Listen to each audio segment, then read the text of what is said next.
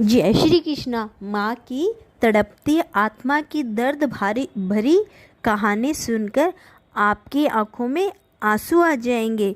एक बार यह वीडियो पूरी अवश्य देखें। सर्दियों के मौसम में एक बूढ़ी औरत अपने घर के कोने में ठंड से तड़प रही थी। जवानी में ही उसके पति का देहांत हो गया और घर में एक छोटा बेटा था। उस बेटे के उज्जवल भविष्य के लिए उस माँ ने लोगों के घर घर जाकर काम किया। काम करते करते बहुत थक जाती थी, लेकिन फिर भी आराम नहीं करती थी और हमेशा एक बात याद करके फिर काम में लग जाती कि जिस दिन बेटा लायक हो जाएगा या कमाने लग जाएगा उसी दिन आराम करूँगी। देखते देखते समय बीत गया। माँ बूढ़ी हो गई और बेटे को एक अच्छी नौकरी मिल गई और कुछ समय के बाद बेटे की शादी हुई और एक बच्चा हो गया। अब बूढ़ी माँ बहुत खुश थी क्योंकि उसके जीवन का सबसे बड़ा सपना पूरा हो गया, क्योंकि उसका बेटा लायक हो गया और अपने पैरों पे खड़ा हो गया था। अब उसका बेटा उसकी हर ख्वाहिश पूरी करेगा। लेकिन ये क्या, बेटे और बहू के पास तो माँ से बात करने का वक्त ही नहीं है।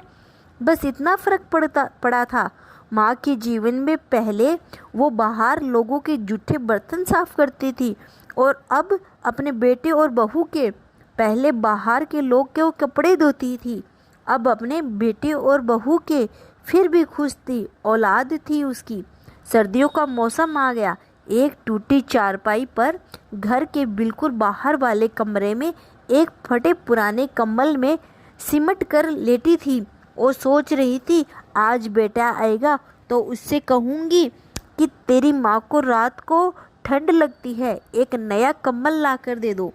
शाम को बेटा जब घर आया तो माँ ने अपने बेटे से बोला, बेटा ठंड बहुत है, मुझे बहुत ठंड लगती है, मैं बूढ़ी हो गई हूँ, शरीर में जान नहीं है, फटे हुए कंबल में ठंड रुकती नहीं है, एक कंबल लाकर दे दे। बेटा गुस्से से बोला, माँ इस बार घर के राशन में, बच्चों के एडमिशन में और बिजली के बिल में बहुत ज़्यादा खर्चा हो गया है। कुछ पैसे हैं जो बच्चे का स्वेटर लाना है, तेरी बहू का स्टॉल लेके आना है। तू तो माँ घर में ही रहेगी, तू तो सहन कर सकती है, हमें तो बाहर जाना होता है कमाने के लिए। बस माँ 2 महीने की सर्दी निकालो, अगली सर्दी में आपको नया कंबल लाकर दूंगा। माँ अपने बेटे की बात सुनकर चुपचाप जाकर उस फटे हुए कंबल में सिमट कर सो गई। अगली सुबह हुई तो माँ इस दुनिया में नहीं थी। माँ की ठंड के कारण मृत्यु हो चुकी थी। बेटे ने सभी को खबर की, कहा कि माँ इस दुनिया में नहीं रही। सब रिश्तेदार, दोस्त, पड़ोसी सब इकट्ठे हो गए। बेटे ने अपनी माँ की अंतिम यात्रा में कोई कमी नहीं छोड़ी। माँ की बहुत अच्छी अर्थी सजाई गई।